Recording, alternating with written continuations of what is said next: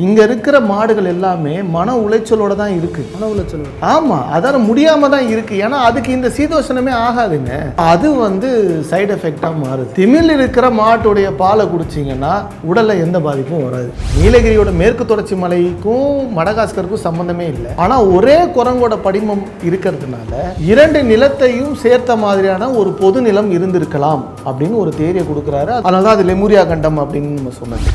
ஆச்சி மசாலா எந்த சமையலும் ருசி தேடும் ரகசியம் 20 ரூபாய்.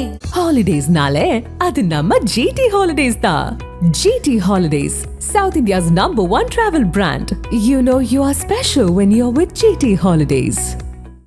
நக்கீரன் நேயர்களுக்கு வணக்கம். நம்முடன் இணைந்திருக்கும் சிறப்பு விருந்தினர் எழுத்தாளர், பாடலாசிரியர், இயக்குனர் திரு ராஜ்குமார் அவர்களை வரவேற்கலாம்.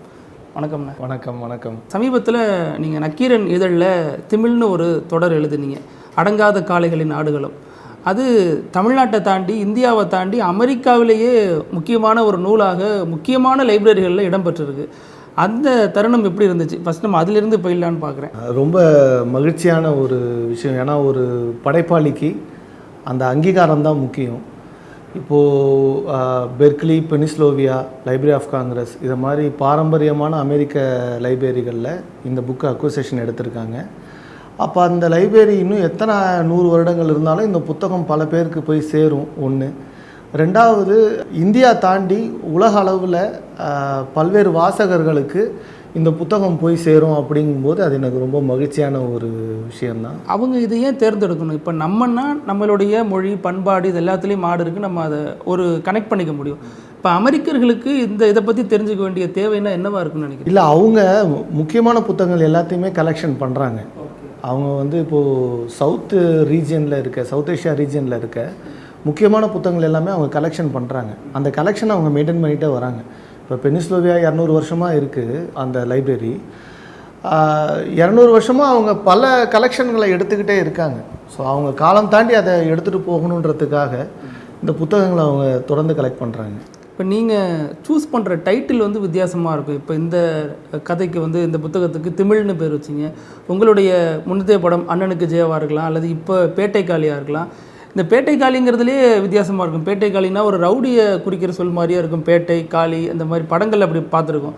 திமிழ்ங்கிறப்போ அது ஒரு திமிராக சொல்கிற ஒரு வார்த்தை மாதிரி இருக்கும். திமிழ் அப்படிங்கிறது இந்த வார்த்தைகளை, இந்த பெயர்களை எங்கேருந்து கண்டுபிடிக்கிறீங்க? இல்லை, திமிழ்ன்ற பேர் அண்ணன் கோபால் அண்ணன் சொன்னது தான். அது என்னென்னா, இதுக்கு நான் பேட்டைக்காளி முடித்த டைமில் அண்ணனை பார்க்க வரும்போது இதை மாதிரி அனுபவங்களை சொல்லிக்கிட்டு இருந்தேன். நல்லா இருக்குது, இது ஒரு தொடராக எழுது அப்படின்னாரு. சரி, நான் பண்ணலாம் அப்படின்னும்போது அவர் சொன்ன டைட்டில் தான் திமிழ். திமிழ்ன்ற வார்த்தையிலேருந்து தான் திமிழ்ன்ற வார்த்தைலாம் மொழி பகுப்பாய்வில் வருது. திமிழ் அப்படின்னா அது ரொம்ப ஒரு முக்கியத்துவம் வாய்ந்த ஒரு வார்த்தையாக நான் பார்க்குறேன். ஏன்னா பாஸ் இண்டிகஸ்ன்னு சொல்லப்படுற பிரத்யேகமான தமிழ்நாட்டு காளைகளுக்கு மட்டும்தான் திமிழ் இருக்கும். இந்திய அளவிலே பாஸ் இண்டிகஸ்லாம் இருக்குது, இங்கே இருக்கிற வெரைட்டி அளவுக்கு கிடையாது. இப்போ நீங்கள் ஒரு மேலை நாட்டு மாடுகளுக்கு அந்த திமிழ் இருக்காது. திமிழ் அப்படின்னாலே அது தமிழர்களோட அடையாளம் தான். இப்போ காளை வனவிலங்கா, வீட்டு விலங்கான்னு ஒரு விஷயம் தொடர்ந்து பேசப்பட்டுட்டே வருது. அது நீங்கள் அதில் ரொம்ப டீப்பாக ஆய்வு பண்ண ஒரு நபர். அப்போ காளையை நம்ம எப்படி பார்க்குறது? அந்த கேஸ் பற்றி எல்லாருக்குமே தெரியும். அந்த ஜல்லிக்கட்டு போராட்டம், அந்த கேஸ் எத்தனை வருஷமாக நடந்தது, கோர்ட்டில் நடந்த ஆர்கியூமெண்ட்ஸ், அது எல்லாமே தெரியும். பிஆர் ராஜசேகர் இருக்கார் இல்லையா, ஜல்லிக்கட்டு பேரவை தலைவர். அண்ணன் நான் அண்ணனை சந்திக்கும்போது இந்த காளையை வனவிலங்காக அவங்க எப்படி இதை கொண்டு வந்தாங்க அப்படிங்கிறத பற்றி எனக்கு சொன்னார். இப்போ காட்சிப்படுத்தும் விலங்குகள் பட்டியலில் அந்த 5 விலங்குகளோடு சேர்த்து இவங்க காளையை உள்ளே கொண்டு வராங்க. காளையை வந்த பிறகு இந்த காளையை வச்சுக்கிட்டு நீங்கள் எந்த விளையாட்டும் செய்யக்கூடாது அப்படின்னு சொல்லி தடை செய்கிறாங்க. இதுதான் அடிப்படை. பட்டியலில் அந்த விலங்கை சேர்க்குறாங்க. இந்த பட்டியலில் அந்த விலங்கு இருக்கிறதுனால இந்த விளையாட்டுகள் செய்யக்கூடாது அப்படின்னு சொல்லி அதை தடை செய்கிறாங்க. அப்போ பிஆர் அண்ணன் என்ன சொல்கிறாருன்னா, என் வீட்டில் ஒரு மாடு வளர்ந்தது. நான் குழந்தையாக இருக்கும்போது அந்த மாட்டோட பாலை குடித்து வளர்றேன். அந்த மாட்டோடைய கண்ணுக்குட்டியும் அதே பாலை குடித்து தான் வளருது. அப்போ அந்த கண்ணுக்குட்டி வளர்ந்து ஒரு காளையாவது நானும் பெரிய ஆளாகிறேன். அப்போ அவன் எனக்கு சகோதரன் தானே, ஒரே பாலை குடிச்சு தானே 2 பேரும் வளர்றோம். இந்த ஆர்கியூமெண்ட்டை அவர் கோர்ட்டில் வைக்கிறாரு. நான் வந்து என்னோடய வீட்டு மெம்பராக பார்க்குற ஒரு விலங்கை நீங்கள் எந்த அடிப்படையில் இதை வனவிலங்காக ஆக்குறீங்க அப்படின்னு கேட்குறது ஒன்று. வரலாறு ரீதியாக பார்த்தீங்கன்னா காடுகளில் வேட்டையாடி திரிஞ்ச மனுஷன், நாடோடியாக திரிஞ்ச மனுஷன், அவன் முதல்ல தன்னோட சேர்த்துக்கிட்ட விலங்கு மாடு. மாடுகளை தான் முதல்ல அவன் டேம் பண்ணுறான், மாடுகளை தான் மேய்க்கிறான், மாடுகளோடு தான் வாழறான். அந்த மாடுகள் மேயிற இடங்களை சுற்றி குடில்கள் அமைச்சு மாடுகளுக்கு பாதுகாப்பாக இருந்த பிறகு தான் அவன் ஒரு இடத்துல தங்கி வாழ வேண்டிய தேவையே வருது. நம்ம பாட புத்தகத்தில் என்ன சொல்லுவாங்கன்னா, நாடோடியாக திரிஞ்ச மனுஷன் ஒரு ஆற்றை பார்த்தான், ஆற்று பக்கத்தில் விவசாயம் பண்ணான், அங்கேயே தங்கி வாழ்ந்தான் அப்படின்னா அதுக்கு முன்னரே அவன் ஒரு இடத்தில் தங்கி வாழ வேண்டிய தேவை இருந்தது மாடு வந்த பிறகு தான். அப்போ முதல்ல இப்போ மனிதனே ஒரு வனவிலங்கு தான், அவனே வனவிலங்கு தான். அவங்க இந்த காட்டு எரிச்சு விவசாயம் பண்ணி அவன் ஒரு நாகரிகம் உருவாக்கின பிறகு காடு தனி நாடு தனி நம்ம ஆக்கிக்கிட்டோம். அப்படி ஆக்கின பிறகு நம்ம நாடாக உருவாகும்போது நம்மளோட முதல்ல வந்து சேர்ந்தது முதல் மிருகமே மாடு தான். இப்போ இன்றைக்குமே வீட்டில் பெண்களும் குழந்தைகளும் மாட்டோட விளையாடுவாங்க, மாட்டு மேலே ஏறி குதித்து விளையாடுவாங்க அந்த குழந்தைங்க. அதே மாடு ஜல்லிக்கட்டில் போயிட்டு மூர்க்கத்தனமாக விளையாடும், கயிறு மாற்றின உடனே திருப்பி வீட்டுக்கு வந்தால் அது திருப்பி வந்து அந்த வீட்டு குழந்தைகளோட விளையாடும். ஆமாம், ஒரு பெரிய கொம்பு வச்ச மாட்டு சின்ன குழந்தை கயிறை பிடிச்சி இழுத்துட்டு போகிறது. ஆமாம், அதுக்கு தெரியுது இல்லை, அதுக்கு தெரியுது இது நம்மளுடைய ஃபேமிலி மெம்பர்ஸ்ன்னு தெரியுது. நான் பழகின வரைக்கும், நான் பார்த்த வரைக்கும், இப்போ நாய்க்கு நன்றி உணர்ச்சி இருக்குதுன்னு சொல்கிறோம்ல, அது நம்ம நேரடியாக ஒரு நாய் வளர்க்கும் போது நம்ம தெரிஞ்சுக்க முடியும். அதே மாதிரி மாட்டுக்கு பாச உணர்ச்சிங்க, அதுக்கிட்ட இருக்கிறது பாச உணர்ச்சி. அது நம்மளை மெம்பராக தான் பார்க்குது. இப்போ நான் சில மாடுகள் வளர்த்துக்கிட்டு இருக்கேன், அது என்னை மெம்பராக தான் பார்க்குது. என்ன, நீ ஒரு மெம்பர், அவ்வளோதான். அது வந்து நீ நானும் ஈக்குவல், அப்படி தான். அது நீ என் சகோதரன், நீ எனக்கு இதை செய்கிற, நான் உனக்கு அன்பு கொடுக்குறேன், அப்படி தான் அதோடைய அணுகுமுறையே இருக்குது. அப்போ மாடே வந்து நம்மளை ஒரு வீட்டு மெம்பராக தான் பார்க்கும்போது நம்ம அதை வனவிலங்காக பார்க்கவே முடியாது. இதுதான் நான் நினைக்கிறது. அதாவது ஒரு மாதிரி ஆடு மாடு மேலே உள்ள பாச ரேஷன் கார்டில் சேர்க்க சொல்லி கேட்குங்கிற மாதிரி. ஆமாம், அப்படிதான் பார்க்குறது, அதுதான் உண்மை. ஆனால் இந்த மாடுகள்னாலே அதில் வந்து பசுமாடு, காளை மாடு, எருமை மாடுன்னு வகைப்படுத்தலாம். அதில் காளை மாடுனா வீரம், பசுமாடுனா தாய்மை, மதம், இந்த சார்ந்த சிந்தனை வருது. எருமை மாடு மட்டும் அது ஒரு விரோதி மாதிரியே யமனோட வாகனம் அப்படிங்கிற மாதிரிலாம் சொல்கிறோம்ல, அது இது எப்படி நம்ம புரிஞ்சுக்கிறது இது மூணுத்தையும்? இல்லைங்க, இப்போ நீங்கள் வந்து மரங்களில் தென்னை மரம் இருக்குது, பனை மரம் இருக்குது. பனை மரத்துலேருந்து வர பொருட்கள் வேறு, தென்னை மரத்துலேருந்து வர பொருட்கள் வேறு, அந்த மாதிரி தான் புரிஞ்சுக்கிறோம். காளை, பசு, ஆண் பெண் அதை விட்டுருங்க, அது ஒரு இனம். அதே மாதிரி எருமை ஒரு இனம். எருமையும் ஒரு பவர்ஃபுல்லான இனம் தான், அதுவும் ஒரு பாரம்பரியமான இனம் தான். மாடுகளும் ஒரு, இப்போ யமன் வாகனம்னா யமனும் ஒரு தெய்வம் தானே, யமன் இறப்பு கடவுள் தானே, அந்த தெய்வத்தோட வாகனமாக அவங்க எருமையை வணங்குறாங்க. இதில் இப்போ பசுமை புரட்சி, வெண்மை புரட்சின்னு பல விஷயங்கள் நடந்திருக்கு. அது பெரிய பாராட்டுகளை பெற்றாலும் இன்னொரு புறம் நாட்டு மாடுகளை அழிச்சிட்டாங்க அப்படிங்கிற ஒரு விமர்சனமும் இருக்குது. இன்னை வரைக்கும் கலப்பு மாடுகள் வந்து நிறையா ஆயிடுச்சு தமிழ்நாட்டில், அதனுடைய உண்மைத்தன்மை வந்து கேள்விக்குள்ளாயிடுச்சு அப்படிங்கிற விமர்சனங்கள்லாம் இருக்குது. இதை எப்படி பார்க்குறது? பசுமை புரட்சியும் வெண்மை புரட்சியும் அரசோட கொள்கை முடிவு 70களில் அது ஒரு பெரிய மாற்றத்தை உருவாக்குச்சு. அதுன்றது உண்மைதான். 70களுக்கு முன்னாடி வரைக்கும் இந்தியாவோட பால் தேவை ரொம்ப அதிகமாக இருந்தது. மக்கள் தொகை அதிகமாகிட்டே இருக்குது, ஆனால் அதுக்கு ஈக்குவலான பால் தேவையே இல்லை. அப்போ என்ன பண்ணுறாங்கன்னா, வெளிநாடுகளில், மேலை நாடுகளில் இருக்க ஜெர்சி பசுக்களை கொண்டு வராங்க, குறுக்கு இனப்பெருக்கம் செய்கிறாங்க, வேறு சில எக்ஸ்பெரிமெண்ட்ஸ் பண்ணுறாங்க. அதன் வழியாக மாடுகளோட உற்பத்தியை பெருக்கிறாங்க. இப்போ நாட்டு மாடுகள்லேருந்து ஒரு 1 லிட்டரு 1.5 லிட்டரு பால் வருது அப்படின்னா, ஜெர்சி பசுக்கள்லேருந்து 15 லிட்டர் பால் வருது. அப்போ அது ஒரு மிகப்பெரிய பால் தேவையை நிறைவேற்றுது. இப்போ இன்றைக்கி வந்து ஏற்றுமதி செய்கிற அளவுக்கு இந்தியாவோட பால் தேவையை நிறைவேறிடுச்சு. வெண்மை புரட்சி வழியாக பல பால் உற்பத்தியாளர்களுடைய வறுமை நீங்கி இருக்குது, பல வியாபாரிகள் உருவாகி இருக்காங்க, பொருளாதாரம் பல மடங்கு மேலே ஏறி இருக்குது. இது எல்லாமே பாசிட்டிவான விஷயம். பசுமை புரட்சியும் அப்படி தான். நீங்கள் டிராக்டர் உள்ளே கொண்டு வராங்க, செயற்கை உரம் உள்ளே கொண்டு வராங்க, செயற்கை உரத்தின் வழியாக விளைச்சலை அதிகமாக்குறாங்க. எல்லாமே பொருளாதாரத்தை, இந்தியாவோட வளர்ச்சிக்கு தேவையான மாற்றத்தை கொடுத்துருக்கு அப்படிங்கிறதுலாம் எந்த மாற்று கருத்துமே கிடையாது. இதோட அப்படியே கொஞ்சம் நெகட்டிவ் பாயிண்ட்ஸ் இருக்குல்ல, அந்த ஏரியா தான் கொஞ்சம் பயத்தை உருவாக்குது.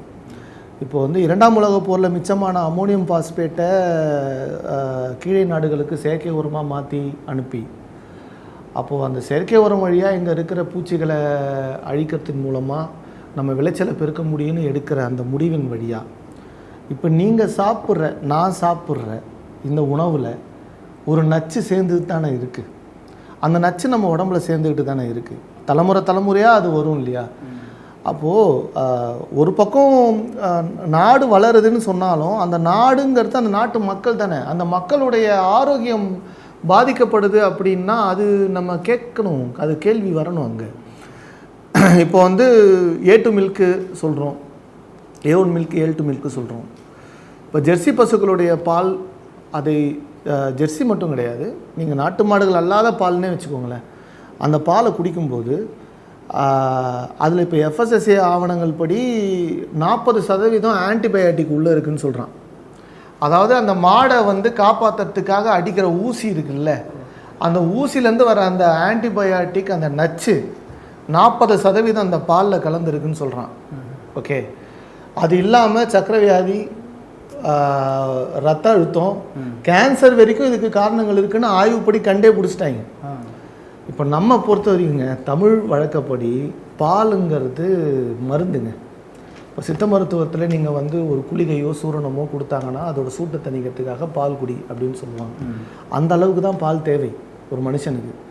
இன்றைக்கி பால் அளவு அதிகமான பிறகு இன்றைக்கி ஊரெல்லாம் பேக்கரி வந்துடுச்சு, டீ கடை வந்துடுச்சு, ஒரு கலாச்சாரமாகவே மாறிடுச்சு. ஆனால் நம்ம குடிக்கிற பால் வந்து நச்சாக இருந்தால் நம்ம விலை கொடுத்து ஒரு நச்சை வாங்கி சாப்பிட்றோம், அப்படி தானே வருது.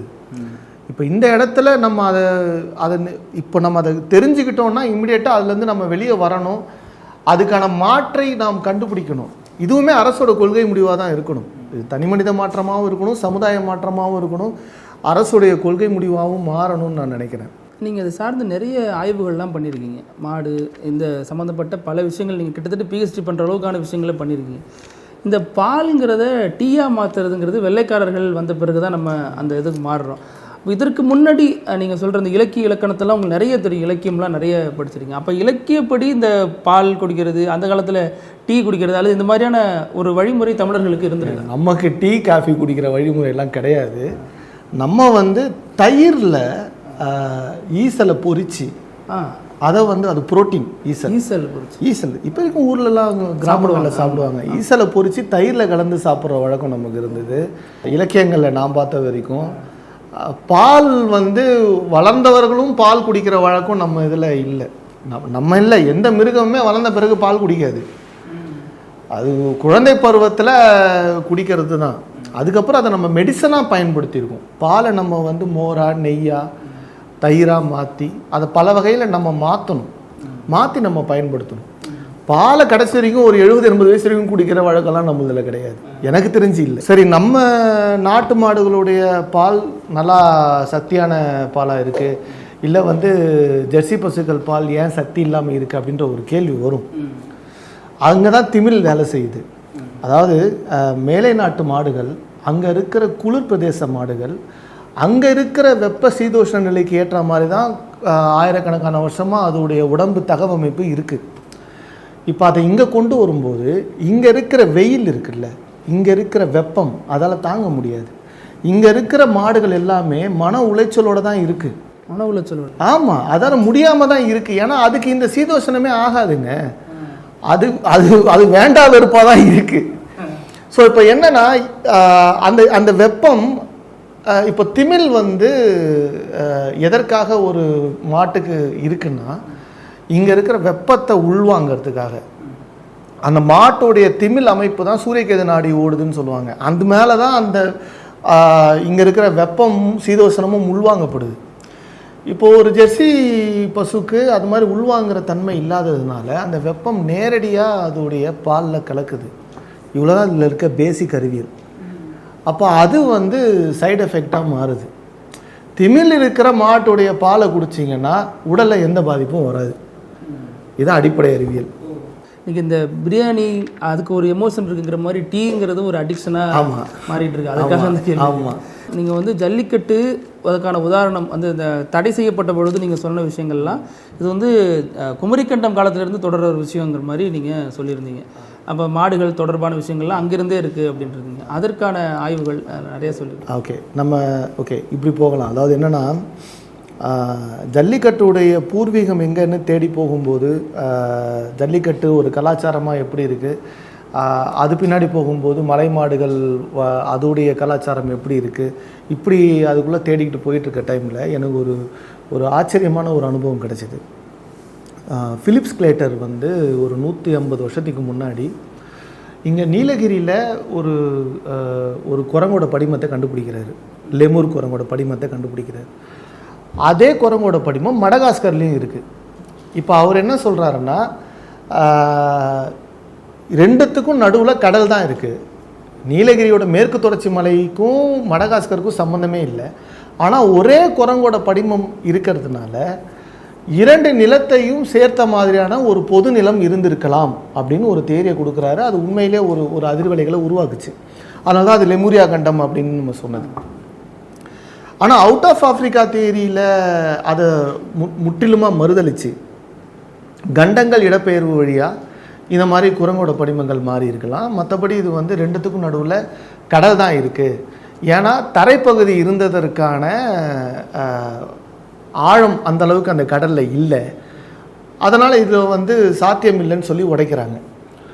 இப்போ நான் வந்து அதுக்குள்ளே வேறு விதமாக பயணித்து பார்த்தேன். அப்போ எனக்கு ஒரு 2-3 விஷயம் கிடச்சிது. ஒன்று என்னென்னா, இப்போ நீங்கள் மேப் எடுத்து பார்த்தீங்கன்னா தமிழ்நாடு, வலது பக்கம் ஆஸ்திரேலியாவுடைய பார்டர், இந்த பக்கம் மடகாஸ்கர், இது 3த்துக்கும் இணைச்சா மாதிரி தான் குமரிக்கண்டம் இருக்குது அப்படிங்கிறது தான் ஒரு அனுமானம். இப்போ இந்த 3 நிலப்பகுதிகளில் மட்டும் ஒரு குறிப்பிட்ட பனைமரங்கள் இருக்குது. இந்த பனைமரங்கள் உலக அளவில் வேறு எங்கேயுமே இல்லை.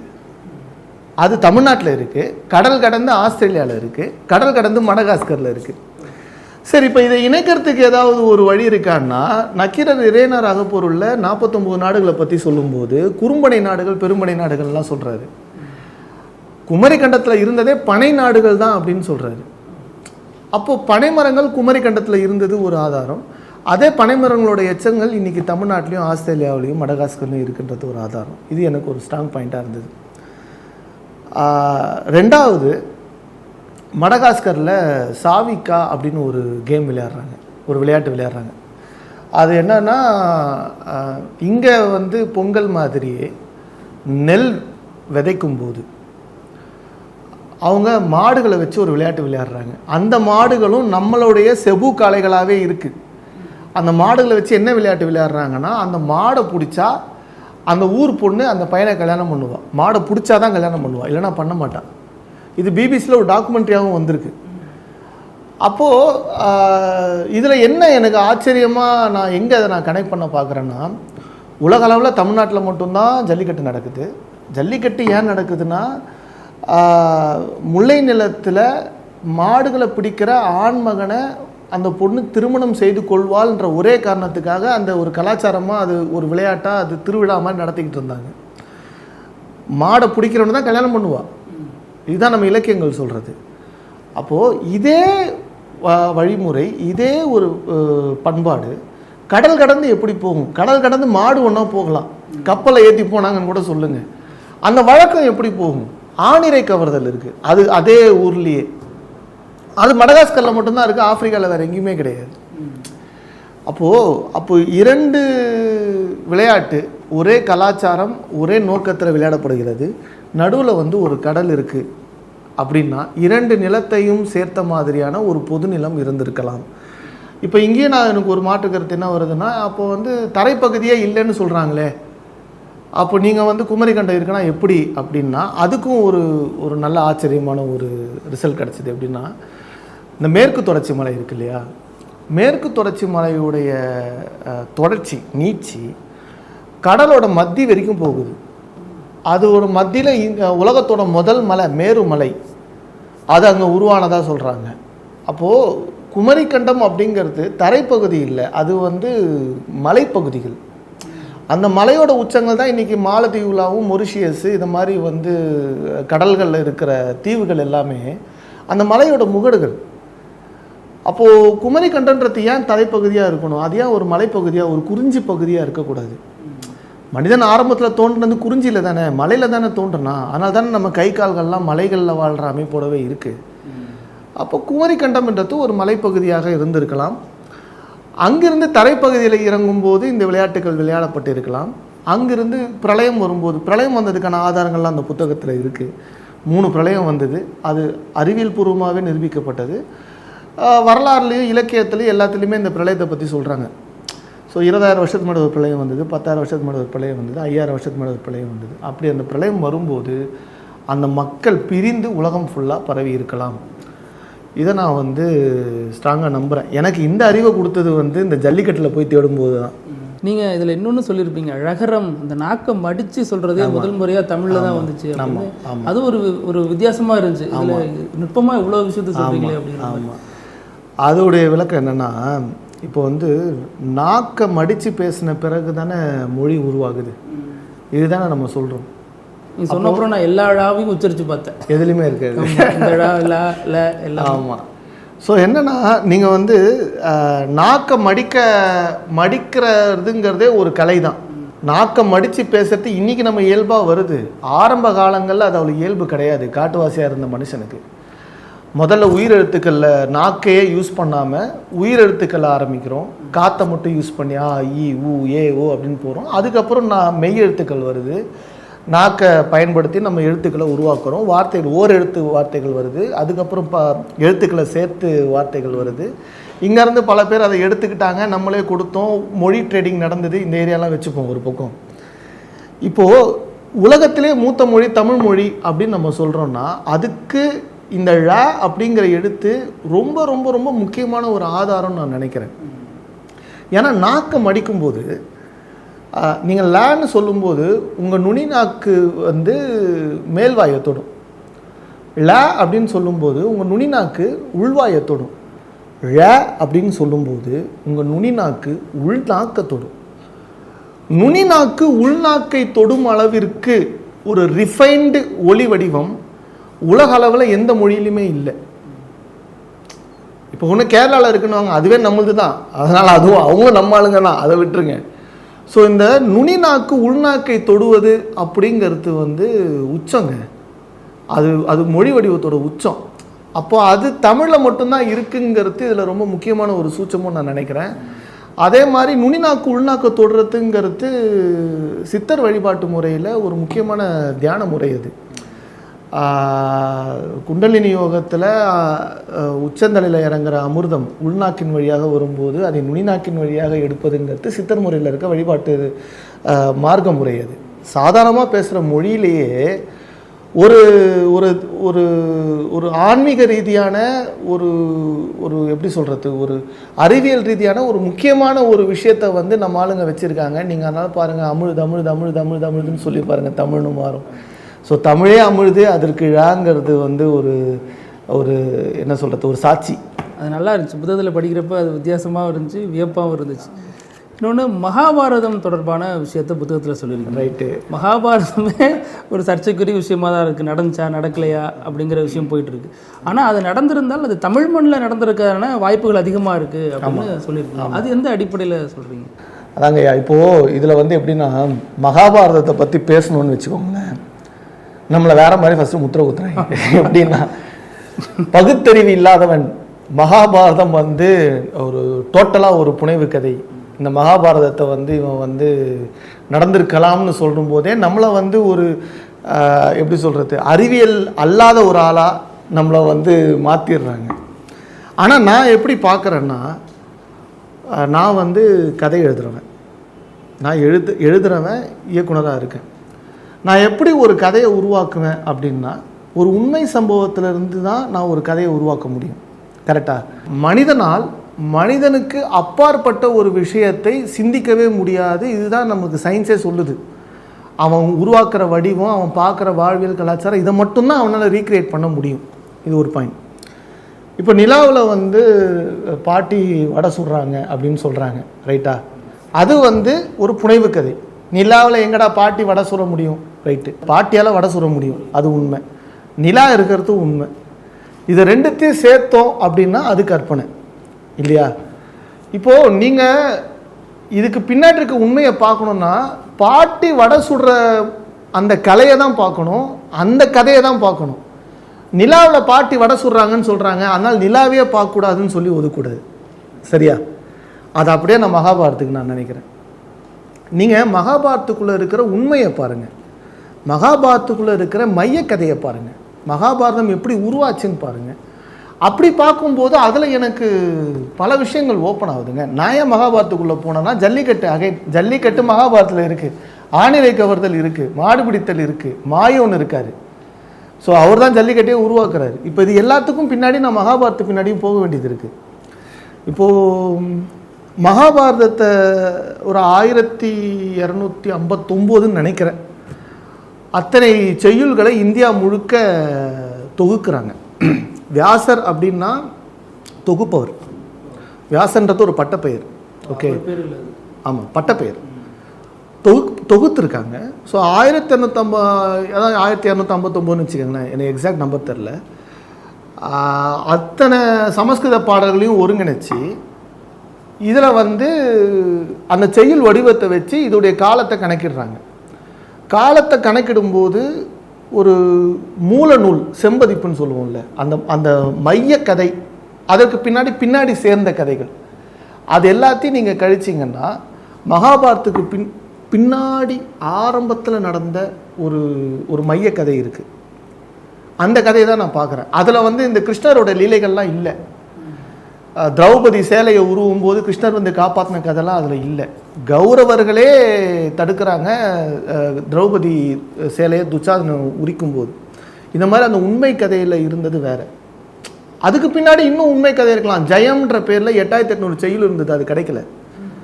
அதுவுமே கலந்தது தான் வச்சுக்கோங்க. ஆனால் அதில் ஒரு மையம் இருந்ததில்ல, அந்த மையத்தை மட்டும் பேசுவோம்.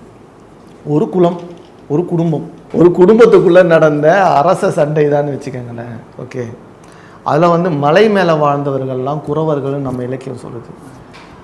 இப்போ எப்படி புத்தத்தை அவங்க பௌத்தம்னு மாற்றுறாங்களோ அதை மாதிரி குறவர்களை கௌரவர்கள்னு மாற்றிருக்கலாம்.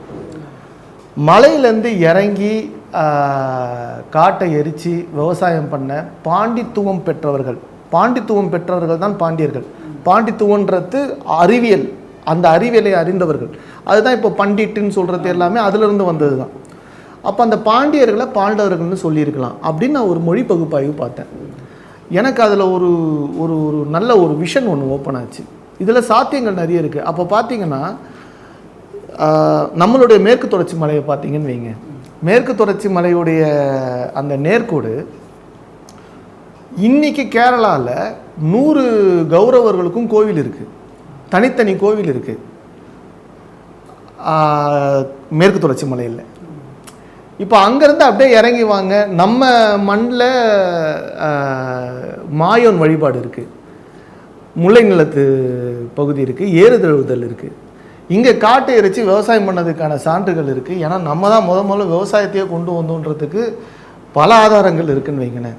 அதனால் ஒருவேளை மகாபாரதம் இந்த நிலப்பகுதிகளில் நடந்திருக்கலாம், அல்லது குமரி கண்டத்திலும் நடந்திருக்கலாம். இதெல்லாம் நான் வந்து வரலாற்று ஆய்வாக எடுக்கிறேன். நான் வெறும் அகழ்வாராய்ச்சியை மட்டும் எடுக்கலை.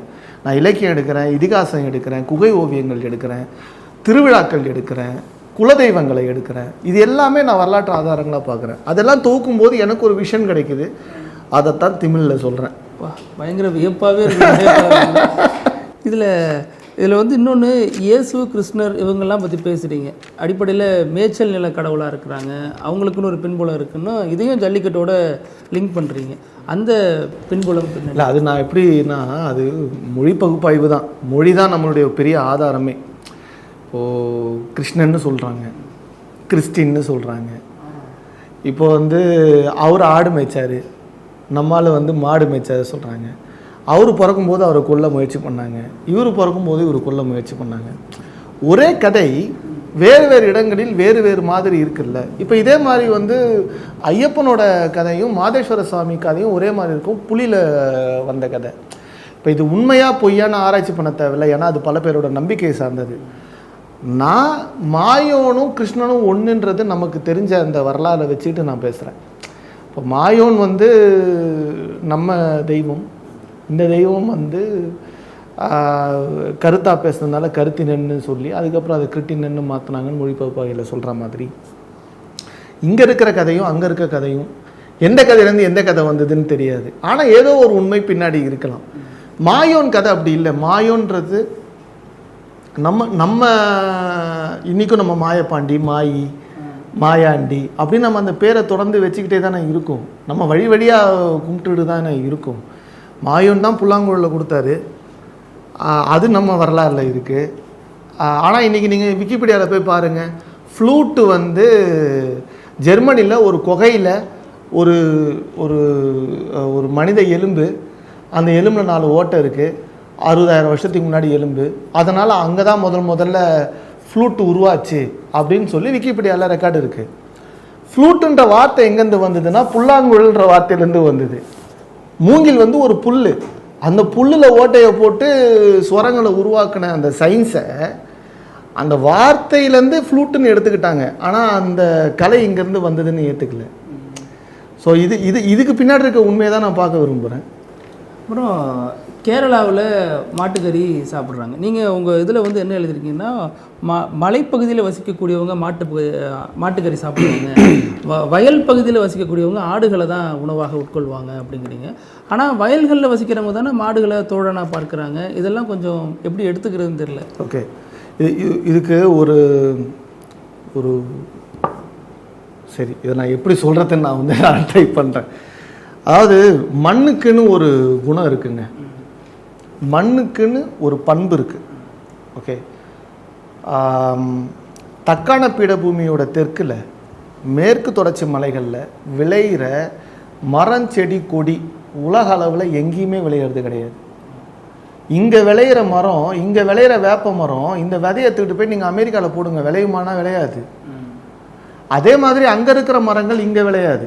தட்பவெப்பம் மட்டும் இல்லை, அங்கே இருக்க மண்ணுன்னு நான் சொல்கிறேன். அந்த மண்ணுக்கு அந்த குணம் இருக்குது, அந்த மண்ணுக்கு அந்த தன்மை இருக்குது. தமிழ்நாட்டில் பிறக்கிறவன் ஏன் அந்த மாதிரி ஒரு கலாச்சார பண்போடு இருக்கான்னா அந்த மண்ணோட பண்பாடுன்னு நான் நினைக்கிறேன். அந்த மண்ணோட குணம் அது. நம்மளும் மண்ணும் வேறு வேறு இல்லைல்ல, நம்ம மண்ணிலேருந்து வந்தோம், மண்ணுக்குள்ளே போகிறோம், நம்மளும் மண்ணும் ஒன்று தானே. அப்போ அந்த மண்ணோட குணம் அது. இந்திய அளவில் எங்கேயுமே பாயாத மாடு, வடநாடுகளில் கூட திமிழ் இருக்கிற காளைகள் இருக்குது. ஆனால் தமிழ்நாட்டில் இருந்து பிறக்கிற காளைகள் மட்டும் ஏன் பாயுதுன்னா அந்த மண்ணோட குணம். இங்கே அது சாப்பிட்ற செடி கொடி, இங்கே சாப்பிட்ற அந்த புல், இங்கே அது மலையில் மேயிற தன்மை, அந்த மண்ணோட குணம். இதை வச்சுப்போம் ஒரு பக்கம். அப்போ அதே மாதிரி நம்ம மண்ணுக்கு ஒரு குணம் இருக்குது, அது வரலாறு சொல்லுது, நம்ம இலக்கியங்கள் சொல்லுது. மலைகளில் ஆடுகள் மேயுது, தரைகளில் மாடுகள் மேயுது, முல்லை நிலத்தில். ஸோ மலைகளுக்கு எப்போவுமே ஆடுகள் தேவை, தரைப்பகுதியில் இருக்கவங்களுக்கு மாடுகள் தேவை. ஏன் தரைப்பகுதியில் இருக்கவங்களுக்கு மாடுகள் தேவைன்னா, காட்டில் இருந்த மாடுகளை காட்டில் மேய்ச்சிக்கிட்டு இருந்தோம், காட்டை எரித்தோம், விவசாயத்தை உருவாக்கணும், அந்த மாடுகளை வச்சே உழுதோம், அந்த மாட்டுகளோட உரத்தையே அந்த மண்ணுக்கு போட்டோம், விவசாயம் பண்ணோம், அதில் விளைஞ்ச நெல்லை எடுத்துக்கிட்டோம், திருப்பி வைக்கோலை அந்த மாட்டுக்கு போட்டோம். இந்த சுழற்சி முறை இருக்குல்ல, இதுதான் தமிழனோட மிகப்பெரிய அறிவியல் கண்டுபிடிப்பு. இந்த சுழற்சி முறை ஆயிரக்கணக்கான வருஷமாக இந்த மண்ணில் நடந்துக்கிட்டே இருக்குது, சரிங்களா? அப்போ நமக்கு எந்த காலத்துலேயும் அந்த மாடை வெட்டி கொண்டு சாப்பிட்ணுன்ற அவசியமோ தேவையோ இருந்ததே கிடையாது. ஆணிரை கவர்தல் நேரங்களில் அது இருந்தது. பாலை நிலத்தில் பசியில் வாழ்ந்த மக்கள் அங்கேருந்து கிளம்பி வந்து இங்கேருந்து ஆணிரைகளை திருடி எடுத்துகிட்டு போய் மீட்டாக சாப்பிட்டாங்க, பசியில் மாட்டை சாப்பிட்டாங்க. ஆனால் நமக்கு வந்து விவசாயம் பண்ணிக்கிட்டு இருந்த நமக்கு விளைச்சல்லிருந்தே போதுமான இது வரும்போது அதற்கு தேவையான ஒரு ஒரு சப்போர்ட்டிங் சிஸ்டமாக இருக்கிற மாட்டை நம்ம கொண்டு சாப்பிட வேண்டிய அவசியம் நமக்கு இல்லை. மாடு செத்தா அதுக்கு செலவு வைப்பாங்க, நந்தி செலவு வைப்பாங்க. இப்பயுமே ஊரில் வந்து நம்ம வீட்டில் இருந்த மாடுகளை இறந்து போனால் அதுக்கு செலவு வைப்பாங்க. நம்ம முன்னோர்கள் இறந்து போனால் அது மேலே ஒரு கல்லை வச்சு லிங்கமாக்குவாங்க. தஞ்சாவூரில் நந்தி வளர்ந்துக்கிட்டே இருக்குங்கிற கதை இன்னமும். ஆமாம். ஸோ அப்போ நம்ம வந்து மாட்டை அப்படி தானே பார்க்குறோம். நமக்கு தமிழனுக்கு மாட்டுடைய இருக்கிற உறவு வந்து சகோதர பாசம்தான். இது ஒன்று. வரலாறின்படி நாம் மாட்டுக்கறி சாப்பிட்டோம் என்றால் பசியில் பாலை நிலத்து மக்கள் சாப்பிட்ட இலக்கிய குறிப்புகள் இருக்குது. இது ஒன்று. அப்போது குறிஞ்சியில் இருக்கிறவனுக்கு மாடுகளோட தேவையே கிடையாது. அப்போ அவன் ஆப்வியஸாக மாட்டுக்கறி சாப்பிட்றான். நமக்கு ஆடுகளோட தேவை கிடையாதுன்னா அந்த அளவுக்கு தேவைகள் கிடையாது. அப்போ நம்ம என்ன பண்ணுறோம்னா கெடா வெட்டி திருவிழாவில் கிடா வெட்டி நம்ம சாப்பிட்றோம். ஆடுகிட்டே உத்தரவு வாங்கி வேற. ஸோ அப்போ என்னன்னா, அப்போது அந்த மண்ணோட தன்மைப்படி குறிஞ்சி அந்த சேர நாட்டு மண்ணோட தன்மைப்படி அது இப்போவுமே கேரளாவில் பீஃப் தான் நல்லா ஓடுது. நம்ம ஊரில் அந்த அளவுக்கு ஓடுறது கிடையாது. என்னதான் அதை வந்து சமூக நீதி அரசியல் கொண்டு வந்தாலுமே குறிப்பிட்ட மக்கள் அதை ஒரு சுவைக்காக சாப்பிட்றாங்களே தவிர பசிக்காக சாப்பிட்றது நம்ம இதில் மாட்டுக்கறி வந்து ரொம்ப குறைவு தான். நம்ம ஒரு உணவை 3 விதமாக பார்க்கலாம். ஏன்னா உணவு பெரிய அரசியல். இதை நான் பேசுகிறதே வந்து ரொம்ப சென்சிட்டிவான ஒரு டாப்பிக்கு. உணவு ஒன்று சுவைக்காக சாப்பிடுவோம், இல்லைனா பசிக்காக சாப்பிடுவோம், இல்லைனா மருந்துக்காக சாப்பிடுவோம். இந்த 3 தான் நம்ம உடம்புல சேர்க்கறது. பசிக்காக சாப்பிட்ட வரலாறு இருக்குது, மருந்துக்காகவோ சுவைக்காகவோ சாப்பிட்ட வரலாறு இல்லை. இப்போ நீங்கள் சொல்கிற மாதிரி மாடுகளுக்கும் மனிதர்களுக்கும் உண்டான அந்த உறவெல்லாம் நீங்கள் நிறைய சொல்லியிருந்தீங்க. அதில் அந்த மாட்டினுடைய முதலாளி செத்து போனதுனால இந்த மாடு வடக்க பார்த்து உயிர் விட்ட கதை, அப்புறம் அந்த மாடு தெரியாமல் அந்த முதலாளியோட தொடையில் குத்திட்டதுனால 2 நாள் சாப்பிடாமல் இருந்துச்சு. இந்த மாதிரி கதைகள்லாம் உண்மையா அல்லது அது நம்ம நெருக்கமாக அதை அணுகாதனால அது உண்மை இல்லாத மாதிரி தோணும்? ஐயோ இல்லைங்க, உண்மைங்க. நீங்கள் ஒரு மாடு வளர்த்து பாருங்கள், நீங்கள் ஒரு நாட்டு மாடு வளர்த்து பாருங்கள், அதோட உங்களுக்கு ஒரு கனெக்ஷன் வரும் பாருங்கள். அந்த கனெக்ஷன் வந்து அது உங்களுக்கும் அந்த மாட்டுக்கும் மட்டுமே தெரிஞ்ச ஒரு உறவாக இருக்கும். அது ரொம்ப பர்சனலாக அது உங்களை பார்க்குற பார்வையும் அது உங்கள்கிட்ட கம்யூனிகேட் பண்ணுறதும் உங்களால் ஃபீல் பண்ண முடியும். நான் மாடு வளர்த்தேன், எனக்கு அந்த மாட்டோட இருந்த உணர்வு அது அது எனக்கு ஷூட்டிங்க்கு எனக்கு அது நடித்து கொடுத்தது. அந்த அளவுக்கு எனக்கு அது சப்போர்ட்டிங்காக இருந்தது. அது வெறும் அந்த உணர்வால் மட்டுமே இருந்தது. அதெல்லாம் நான் நேரடியாக அனுபவிச்சிருக்கேன். நான் பார்த்த மனிதர்கள் இருக்காங்களே அந்த பயணத்தில், அதெல்லாமே உண்மை சம்பவங்கள் தான். இப்போது வந்து அந்த ஓனர் ரொம்ப பாசமாக அந்த மாட்டை வளர்த்தாரு, இறந்துட்டார். அவர் இறந்து கிடத்தின பகுதியில் வடக்க பார்த்து அந்த மாடு உக்காந்துது. எவ்வளவோ தீனி வைக்கிறாங்க, சாப்பிடவே இல்லை. அப்படியே உக்காந்து அப்படியே இறந்து போச்சு. உண்ணாவிரதம் இருந்து செத்துது ஒரு மாடு. ஜல்லிக்கட்டில் பிடிபட்டோன்னு தெரிஞ்ச உடனே தற்கொலை பண்ணிட்டு செத்த மாடுகள் இருக்குங்க. கிணத்துல இருந்து செத்துரும். அது அழுதுகிட்டே வருங்க. மாடு பிடிபட்டுருச்சுன்னா அழுதுகிட்டே வரும். மாட்டுக்கு பிடியை கொடுத்துட்டோன்னா அதால் தாங்கிக்க முடியாது. அதை மாதிரி பிடியை கொடுத்த உடனே தன்னோட கதையை முடிச்சுக்கிட்ட மாடுகள் இருக்குது. நத்தத்தில் ஒரு ஊரில் ஒருத்தர் வந்து ஒரு மாடு வளர்த்தாரு. அந்த மாடு வறுமையால் விற்றுட்டார் வேறு இடத்துல. அங்கேருந்து கிட்டத்தட்ட ஒரு 70-80 கிலோமீட்ரு விற்றுட்டார். அதுக்கப்புறம் நைட் அங்கேருந்து கட்டுத்தரையில் கயிறு அறுத்துக்கிட்டு அந்த மாடு நேராக இங்கே வந்து நின்றுருச்சு. இதனால் தாங்கிக்கவே முடியல. திரும்பி வந்து நின்ன உடனே அழுது காலில் விழுந்து மன்னிப்பு கேட்டு அந்த மாடுக்கிட்ட திரும்பி போயிடுச்சு. இதெல்லாம் உண்மையாக நடந்த சம்பவங்கள். இதை மாதிரி இது மாடு வளர்க்குறவங்களுக்கு அந்த பர்சனல் எக்ஸ்பீரியன்ஸ் இருக்கும், அவங்களுக்கு அந்த உணர்வு இருக்கும்.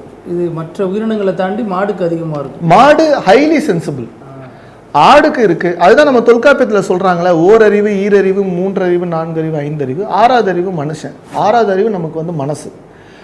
அந்த மனசோட கனெக்ட் ஆகிறதுக்கு 5வது அறிவில் அதிகபட்சமாக இருக்கிறது யானையும் மாடும்.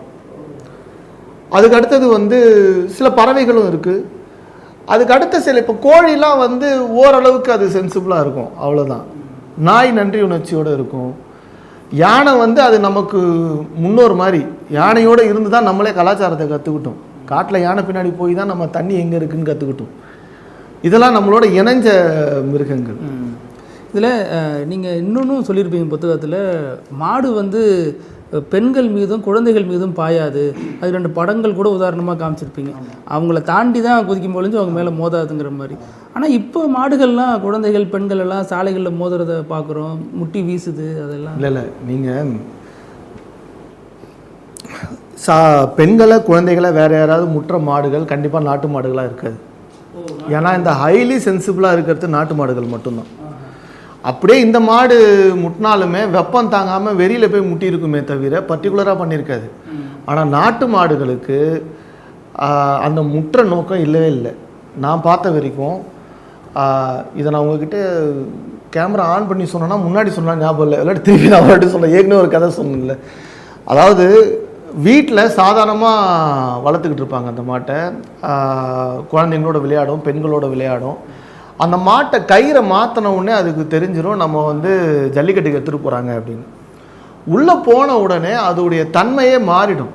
நம்மளை பிடிக்க போகிறாங்க 4 பேர், இவனுங்கிட்டேருந்து நம்ம எஸ்கேப் ஆகணும் அந்த காலத்தில் எப்படி பண்ணுவாங்கன்னா மாட்டை நடையிலே கூட்டு வந்துடுவாங்க, கொண்டு வந்து இங்கே கட்டி விட்டுருவாங்க.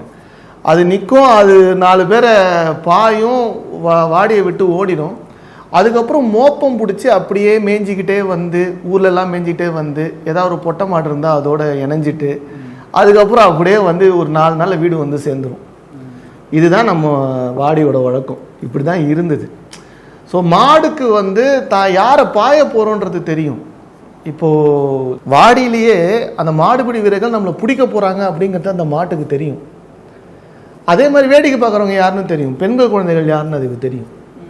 வேடிக்கை பார்க்குறவங்கள முட்டுச்சுன்னா அந்த டைமில் பெரிய கூட்டங்க, இந்த டைமில் அது தப்பிச்சு ஓடும்போது இவங்க நடுவில் இருந்தாங்க, வேறு வழி இல்லாமல் தாண்டி போகும்போது முட்டும்போது அப்படி தான் இறந்து போவாங்களே தவிர பர்டிகுலராக இவங்களை பாயணும் அப்படின்ற நோக்கத்தோடு அது பாயறதே கிடையாது. ஆனால் இன்னமும் ஒரு பார்வை இருக்குல்ல, இது வந்து ஒரு காட்டு மிராண்டித்தனமான விளையாட்டு, இதை ஏன் வந்து விளையாடுறாங்க, உயிர் போகிற அளவுக்கு ஒரு விளையாட்டு தேவையா, குடல் சரிஞ்சு விடுகிறாங்க அப்படிங்கிற பல விஷயங்கள் இன்னமும் பேசப்படுதில்லை. ஐயா, உலகத்தோட மூத்த குடியா நம்ம கிட்டேருந்து தான் எல்லாரும் போனாங்க. நம்மக்கிட்ட இன்றைக்கி உலகம் ஃபுல்லாக இருக்க யூட்டிலைசேஷன்றது நம்மளோட நாலேஜிலேருந்து போனது, நம்ம கொடுத்தது, நம்ம கிட்டேருந்து திருடினது 2 தான். ஸோ நம்ம வந்து ஆதிவாசிகள் தான், நம்ம ஆதிவாசிகளோட விளையாட்டு தான், அதில் எந்த மறுப்பும் கிடையாது. ஆனால் இந்த விளையாட்டை நம்ம எதற்காக விளையாடினோம் அப்படிங்கிறது தான் அதில் இருக்க மையப்புள்ளி. கொல்லேறு நல்லேறுன்னு சொல்லி முல்லைக்கல்லியில் அதை பற்றி எழுதியிருக்காங்க. நீங்கள் வந்து ஜல்லிக்கட்டில் வெளில வர மாடு, அந்த மாட்டை நீங்கள் அடக்கிட்டீங்கன்னா அது நல்லேறுன்னு சொல்லி கொட்டடிச்சு உழவுக்கு அனுப்பிடுவாங்க. அடக்கவே முடியாத மாடாக இருந்தால் அதை ப்ரீட் பண்ணுவாங்க, இனப்பெருக்கம் செய்வாங்க. அப்போது ஒரு மாட்டோட வகையை வந்து கண்டுபிடிக்கிறதுக்கு அவங்களுக்கு இந்த விளையாட்டு தேவைப்பட்டுச்சு. அதே மாதிரி போருக்கு தயார்படுத்துகிற வீரர்களுக்கு அந்த ஆண்மகனுக்கு அந்த கெப்பாசிட்டி இருக்கான்னு பார்க்கறதுக்குமே, அதாவது மனுஷனுக்கும் மாட்டுக்கும் ஒரு தகுதி சான்றிதழ் வைக்கிறதுக்கு தான் இந்த விளையாட்டு. இன்றைக்கி காலம் தாண்டி அது தேவையில்லைன்னு கூட இருக்கலாம். ஆனால் இன்றைக்கி ஜல்லிக்கட்டு இல்லைன்னா நாட்டு மாடுகள் யாரும் வளர்க்க மாட்டாங்க. எத்தனை நாட்டு மாடுகள் அழிஞ்சு போச்சு. முக்கூடர் பல்லில் எத்தனையோ நாட்டு மாடுகளுடைய லிஸ்ட் இருக்குது. இன்றைக்கி ஒரு 10 மாடு தான் இருக்குது, வகைகளே 10 தான் இருக்குது, அதுவுமே ஜல்லிக்கட்டால் தான் இருக்குது. அதனால் இந்த விளையாட்டில் இப்போ நீங்கள் சொல்கிறீங்கல்ல குடல் சரிஞ்சு சாப்பிட்றாங்க, ரொம்ப எளிமையாக அதை முடிச்சிடலாம். மாட்டு கொம்பில் ரப்பர் குப்பி வச்சுட்டிங்கன்னு வைங்க, அது முட்டினாலும் குடல் சரியாதுங்க, சின்ன ரத்த கட்டோடு போயிடுங்க. ஓ, இப்போ வைக்கிறாங்களா? இப்போ வைக்கிறது கிடையாது. நான் நம்ம புத்தகத்தில் அதை வந்து கேட்டிருக்கேன், இந்த மாதிரி ஒரு விண்ணப்பமாக போட்டிருக்கு. அதாவது இதெல்லாம் ரொம்ப எளிமையாக அதை முறைமைப்படுத்திடலாம். ரொம்ப சிம்பிளாக இருக்குது நீங்கள் சொல்கிறது. ஆமாம், அவ்வளோதான். மாட்டு கொம்பில் ரப்பர் குப்பியை வச்சிங்கன்னா முடிஞ்சு போச்சு. இவங்க வந்து மாட்டு கொம்பை வந்து தேய்ச்சிக்கிட்டு இருக்காங்க. பொதுவாக வந்து ஒரு காலத்தில் வந்து அந்த வீரனுடைய ரத்தம் மண்ணில் சிந்துச்சுன்னா மழை பெய்யும், அந்த எல்லை தெய்வத்துக்கு அந்த ரத்த காணிக்கை அப்படின்னு நடந்த காலங்கள்லாம் இருக்குது. இன்றைக்கி நம்ம எவ்வளவோ முன்னேறிட்டோம், வந்துட்டோம்.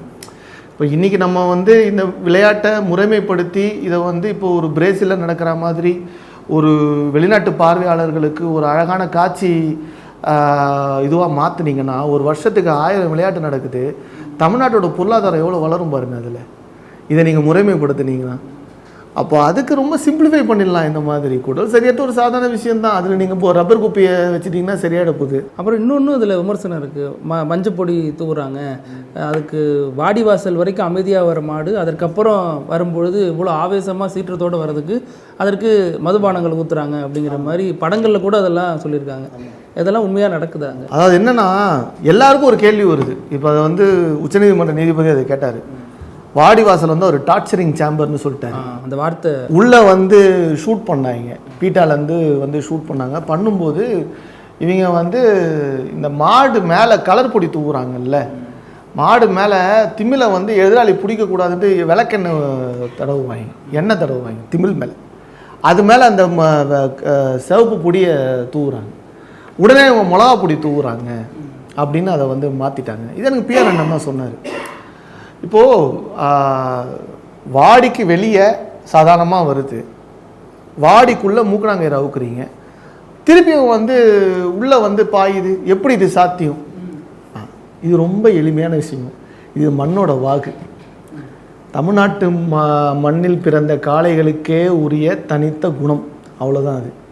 இது நானே சாட்சி, நான் பார்த்ததை வச்சு நான் சொல்கிறேன். அது வந்து அதுதான் அதோடைய அதிசயமே. வெளியே வர மாடு சுத்து மாடாக இருந்தால் அது எப்போவுமே சுத்து மாடாக தான் இருக்குது. எகிற மாடாக இருந்தால் அது எகிற மாடாக தான் இருக்குது. போக்கு மாடாக இருந்தால் போக்கு மாடாக தான் இருக்குது. வாடியில் பாயிற மாடு விரட்டில் பாயாது, விரட்டில் பாயிற மாடு வடத்தில் பாயாது. அந்த பாயும் குணமே அதனுடைய பிரத்யேகமான தனித்தன்மை. அதுதான் அதோட பியூட்டி, அதுதான் அதோட அழகு, அதுதான் ஆயிரக்கணக்கான வருஷமாக நடந்துக்கிட்டு இருக்கு. இதில் ஜல்லிக்கட்டு, எருதுக்கட்டு, மஞ்சு விரட்டுன்னு பல பேர்களில் சொல்கிறாங்க. அது எல்லாமே ஒரு விஷயத்தை குறிக்கிற சொல்ல அல்லது ஒவ்வொன்றுக்கும் ஒரு காரணங்கள், அது அந்த விளையாட்டு தொடர்பான பேர். அது அங்கே எப்படி எடுத்துப்போம். அதாவது மஞ்சுனா மாடு, மஞ்சு விரட்டு, வாடி வாசல், வாடி வடமஞ்சு, இந்த 3 வகை இருக்குது ஜல்லிக்கட்டில். இப்போ ஆரம்ப காலங்களில் இந்த அறுவடை முடிஞ்ச பிறகு ஊர்க்குடி இந்த மாசிமகம் அதை மாதிரி மாசிமகம் அறுவடை நாள், இந்த மாதிரி அறுவடை நாளில் ஊர்க்குடி திருவிழா மாதிரி நடத்திட்டு என்ன பண்ணுவாங்கன்னா, காலையில் பொங்கல், ஒரு மாட்டு பொங்கல் கூட வச்சுக்கோங்களேன், சொந்தக்காரங்களாம் கூட்டிடுவாங்க. அப்போ என்ன பண்ணுவாங்கன்னா, மாடுகளை அவங்க அவ்வளோ நாள் கட்டி வச்சுருந்த மாடுகளை அவுத்து விடுறது ஓப்பன் கிரவுண்டில். புடி மகனே, புடி மாப்பிள்ள, புடி மச்சான் அப்படின்னா அவனுங்க இறங்கி அதை போய் பிடிக்கிறது. இப்படி தான் அது ஒரு வழக்கம். விரட்டு ஒரு ஓப்பன் கிரவுண்டில் மாடுகளை அவுத்து விட்டு பிடிக்கிறது. அதுக்கப்புறம் அன்னைக்கு சாயங்காலமே தொழுவத்தில் ஒவ்வொரு ஊருக்கும் ஒரு தொழுவம் இருக்கும். அந்த தொழுவத்தில் மாடுகளை கட்டி அங்கேருந்து அவுத்து விட்டு பிடிக்கிறது. அதாவது அடுத்த கட்டத்தில் இருக்கிற மாடுகளை, கொஞ்சம் பல்லு வந்த மாடுகளை அங்கே அவுத்து விட்டு பிடிக்கிறது. கொஞ்சம் இளைஞர்கள், அந்த மாதிரி சிறுவர்கள், அந்த மாதிரி ஆட்கள் பிடிக்கிறது. அதுதான் நாயக்கர் காலத்தில் சல்லிக்கட்டு. அதில் காசு கட்டின உடனே அது கொஞ்சம் கமர்ஷியலாக மாறிச்சு. சல்லி கட்டுறது காசு கட்டின உடனே கமர்ஷியல் ஆகிடுச்சு. அது வரைக்கும் வழக்கமாக இருந்தது, கமர்ஷியல் ஆகிடுச்சு. அதுக்கப்புறம் அதை கமர்ஷியலாகி இப்போ ஜல்லிக்கட்டு ஒரு பெரிய பார்வையில் இருக்குது. இப்போ இந்த ரெண்டுத்துக்குமே தயார்படுத்துறதுக்காக ஊரில் என்ன பண்ணுவாங்கன்னா, ஒரு மாட்டில் கழுத்தில் கயிறை கட்டி ஒரு விட்டமாக வச்சு நடுவில் ஒரு சென்டரில் அதை கட்டிடுவாங்க. ஸோ அந்த மாடு ஒரு வட்டத்தில் சுற்றும். அந்த வட்டத்துக்குள்ளே அந்த மாடை பிடிச்சிடணும். ரொம்ப சின்ன பசங்களுக்கு ஆரம்ப காலங்களில் மாடு பிடிக்கிறதுக்கு வடத்தில் முதல்ல இறக்கி விடுறது. ஸோ இந்த மாடு வடத்தில் விளையாடுதா, அந்த பையனுக்கு இப்போ பிடிக்கிறதுக்கு இது இருக்கா, மாட்டோட நிற்கிற தெம்பு இருக்கா, அடுத்து வாடியில் இறக்கிறது, அப்புறம் விரட்டில் இறக்கிறது. இதுதான் நம்ம வழக்கம். இது 3மே நல்ல கமர்ஷியல் ஆகிடுச்சு. விரட்டு இன்னமும் நடந்துக்கிட்டு இருக்குது. முக்கியமான தமிழ்நாட்டோட தொன்மையான இடங்களில், சிவகங்கையில், இன்னும் பல ஊர்களில் விரட்டு இன்னும் நடந்துக்கிட்டு இருக்குது. கோமாதா, அப்புறம் இந்த யமனுடைய வாகனம், இப்படி ஒன்று மாடுக்கு புனித பிம்பம் கட்டுறது அல்லது அதற்கு நெகட்டிவ் ஷேட் பூசுறது, இந்த மாதிரியான கடவுளுக்கு தான் அது வாகனமாக இருக்குது. மெயினாக தமிழ் கடவுள் அப்படின்னு சொல்லக்கூடிய முருகனுக்கு மாடு வாகனமாக இல்லை, அல்லது நம்மளுடைய மூதாதையர் வழிபாடு, முன்னோர் வழிபாடில் மாடுகள் பிரதானப்படுத்தப்படுறதில்லை. அதற்கு பதிலாக குதிரை காட்சிப்படுத்தப்படுது. நிறைய கடவுளுக்கு குதிரைகள் தான் இருக்குது. ஐயனார்லேருந்து பல கடவுளுக்கும் இருக்குது. ஆனால் ஏன் மாடுக்கு முக்கியத்துவம் தரப்படலைன்னு ஒரு பார்வை இருக்குது. தமிழர்களுக்குன்னு ஒரு வழிபாட்டு முறை இருந்ததுங்க. அது முன்னோர் வழிபாடு. நம்ம வழிபாடு முன்னோர் வழிபாடு. இதை நம்ம ரொம்ப கெட்டியாக பிடிச்சிக்கணும் இந்த சித்தாந்தத்தை. ஏன்னா இயற்கை வழிபாடுன்னு சொல்லுவாங்க. நம்ம சூரியனை வணங்குவோம், வர்ணனை வணங்குவோம், எல்லாம் சரிதான். ஆனால் மொத்த ஆதாரப்படி நம்ம சொல்கிறது என்னென்னா, நம்மளோட வழிபாடு முன்னோர் வழிபாடு. சரியா? நம்ம முன்னோர்கள் யார்? ஐயனார், கருப்பு, சுடலமாட, மதுரை வீரன், பேச்சியம்மா, எசக்கியம்மா, காளி, பத்திரகாளி, கொற்றவைன்னு கும்பிடுறோம், மாரியம்மன், இதெல்லாம் நம்ம முன்னோர்கள். அதை சிறு தெய்வங்கள்னு சொல்லி நம்ம சொல்கிறாங்க. எல்லா தெய்வங்களும் ஒன்று தான், நம்ம முன்னோர்கள், அவ்வளோதான். இவங்க கொஞ்சம் லேட்டஸ்ட். அவங்களுக்கு முன்னாடி போனீங்கன்னா பெருந்தெய்வங்களை பார்க்கலாம். திருமால், மாயம், முருகன், இந்த பெருதெய்வங்களுக்கெல்லாம் மேலே ஒரு முன்னோர் நமக்கு இருக்கார். நாகர் இனத்துக்கு மூத்த குடிக்கு முதல் தலைவனாக ஒருத்தர் இருக்கார், அவர் சிவன். இதை திருக்குறளில் எண்குணத்தான் அப்படின்னு சொல்கிறாங்க. சமண மதத்தில் ரிஷபநாதர்னு சொல்கிறாங்க. நம்ம சிவ வழிபாட்டில் இருக்கிற ஆட்கள். நம்ம மண் சிவ வழிபாட்டு மண். இதை நான் ரொம்ப ஸ்ட்ராங்காக சொல்கிறேன். ஏன் அப்படி சொல்கிறேன்னா, டாக்குமெண்டடாக சொல்கிறேன். இந்திய அளவில் மற்ற மாநிலங்களில் ஒரு 5000-10,000 சிவன் கோயில்கள் இருக்குது அப்படின்னா, தமிழ்நாட்டில் 2.25 லட்சம் சிவன் கோயில்கள் இருக்குது. ஆவணப்படி, இந்த அறநிலையத்துறை ஆவணப்படி. இது சிவபூமி. நம்ம வழிபட்டு வந்தது சிவனை தான். பிற்காலங்களில் கௌமாரகம் வந்தது, சாக்கியம் வந்தது, வைணவ வழிபாடு வந்தது, இயற்கை வழிபாடு இருந்தது. இது எல்லாத்தையும் ஒன்றா சேர்த்து ஆதிசங்கரர் ஷண்மதம்னு ஒன்று உருவாக்குறாரு. அந்த ஷண்மதத்தை, அந்த 6 மார்க்கத்தை, கணாபத்தியம், இந்த 6 மார்க்கத்தை ஷண்மதம்னு ஒன்று உருவாக்குறாரு. ஷண்மதத்தை தான் நம்ம இந்து மதம்னு இப்போ கும்பிட்டுக்கிட்டு இருக்கோம், ரைட்டா? ஆனால் ஒவ்வொன்றும் தனித்தனி மார்க்கம். ஒரு மார்க்கத்துக்கு இன்னொரு மார்க்கத்துக்கு சம்மந்தமே இல்லை. ஒரு காலத்தில் 2 மார்க்கமும் அடித்து வெட்டிக்கிட்டாங்க. ஓகே, இது எல்லாத்துக்கும் மூத்த வழிபாடுன்னு நம்ம ஒன்று சொல்கிறோம். அது தமிழர் வழிபாடு, சைவ வழிபாடு. இந்த சைவ வழிபாட்டில் சிவனுக்கு வாகனமாக இருக்கிறதே நந்தி தான். அது வந்து மாடு தான். நம்ம முதல்ல வணங்கின தெய்வத்துடைய வாகனமே மாடு தான். பசுபதின்னு சிந்து சமவெளி நாகரிகத்தில் அதோடைய ஆதாரங்கள் கிடச்சிருக்குங்க. சிவன் வந்து நந்தியில் உட்காந்துட்டு இருக்க மாதிரி கல்வெட்டு கிடைக்குது. 7 தழுதலுடைய இது கிடைக்குது, அங்கே சிந்து சமவெளியில் கிடைக்குது. அந்த அந்த காயின்ஸு, அப்புறம் அந்த குகை ஓவியங்கள் மாதிரியான ஓவியங்கள் கிடச்சிருக்கு. இப்போ இது எல்லாமே வந்து ஆதாரங்கள். மாடு தான் நமக்கு முதல்ல இருந்தது அப்படின்றதுக்கான ஆதாரங்கள். அதுக்கப்புறம் ஒவ்வொரு தெய்வத்துக்கும் ஒவ்வொரு வாகனம், ஒவ்வொரு முன்னோருக்கும் ஒவ்வொரு வாகனம். அவங்க அந்த நான் அதை எப்படி பார்க்குறேன்னா, நான் முன்னோர் வழிபாடுன்னு தானே சொல்கிறேன். அப்போ வந்து இது வந்து இப்போ பகுத்தறிவாதிகளுக்கு ஒரு கேள்வி வரலாம், இவன் வந்து கடவுளே இல்லைன்னு சொல்லும்போது கொஞ்சம் கிக்காக தான் இருக்கும். நானுமே அப்படி சொன்ன ஆள் தான். நான் இதை முன்னோர்கள்னு பார்க்குறேன். இதை நான் கற்பனைன்னு என்னால் பார்க்க முடியல. இப்போது நம்ம இறந்த பிறகு நம்மளை ஃபோட்டோவாக வச்சுருப்பாங்க. அதுக்கப்புறம் ராஜ்குமார்னு ஒருத்தர் இருந்தானா அது இருந்தானே இல்லைன்றுவாங்க. அப்போ எது அங்கே அதுனா, நான் எழுதின புத்தகமும் நான் எடுத்த படமும் தான் என்னோட பதிவாகுது. அதுதான் நான் ஒருத்தன் இருந்தன்றதுக்கு அடையாளம். அப்போ நம்ம தெய்வங்களும் அவங்க கொடுத்துட்டு போன மார்க்கம்தான் அவங்க இருந்தாங்கன்றதுக்கான அடையாளம். முன்னோர்கள் வேணா இப்போ புகைப்படத்தில் இருக்கிற மாதிரி இல்லாமல் இருக்கலாம், அவங்க இந்த வடிவத்தில் இல்லாமல் இருந்திருக்கலாம், இந்த உருவத்தில் இல்லாமல் இருந்திருக்கலாம். அவங்க உருவமே நமக்கு தெரியாது, ஆனால் அவங்க கொடுத்த மார்க்கம் இன்னும் இருக்குது. அதனால தான் 2.25 லட்சம் கோயில் நம்ம கட்டி வச்சு வணங்கிட்டு இருக்கணும். உணர்ந்து தான் வணங்குறோம். அதை மட்டும் நம்ம கெட்டியமாக பிடிச்சிக்கணும்னு நான் நினைக்கிறேன். நம்ம வழிபாட்டு முறை இப்போ நம்ம தெய்வங்களை வந்து வடநாட்டில் அவங்க தெய்வங்கள்னு மாற்றிக்கிறது காலங்காலமாக நடந்துக்கிட்டு இருக்குது. இப்போ கூட முருகனை சொல்கிறாங்க, மாயோனு கிருஷ்ணன்னு சொன்னாங்க, இதுமா திருமால விஷ்ணுன்னு மாற்றிக்கிட்டாங்க. இது காலங்காலமாக நடந்துக்கிட்டு தான் இருக்குது. ஆனால் அவங்களாம் நம்ம முன்னோர்கள். இது வந்து நீங்கள், நான் எந்த கட்சி சார்பாகவும் பேசலை, நான் பிஜேபி கிடையாது, நான் எந்த கட்சியும் கிடையாது. நான் ஒரு வழிபாட்டில் இருக்கேன்றதுனாலே நான் அந்த கட்சி சார்புக்குள்ளே இருக்கேன்னு அர்த்தம் இல்லை. நான் மாட விரும்புகிறேன்றதுனாலேயே நான் அந்த கட்சின்னு அர்த்தம் கிடையாது. இது நம்ம வழிபாடு, நம்ம மார்க்கம், நம்மளோட தெய்வங்கள், நம்ம முன்னோர்கள், நம்மளுடைய சகோதரனாக நான் வந்து மாட்ட பார்க்குறேன். எனக்கு இந்த தமிழ் புத்தகமாக இருக்கலாம், பேட்டைக்காளியாக இருக்கலாம், இந்த சீரீஸ் பார்த்தாலும் சரி, இந்த புத்தகத்தை படித்தாலும் சரி, என்ன ஒரு சந்தேகம் வரும்னா, இவர் வந்து மதுரைக்காரர், சிவகங்கைக்காரர் அப்படின்னு தான் நினச்சிட்டு இருந்தேன். ஆனால் நீங்கள் சம்மந்தமே இல்லை, சென்னைக்காரராக இருக்கீங்க.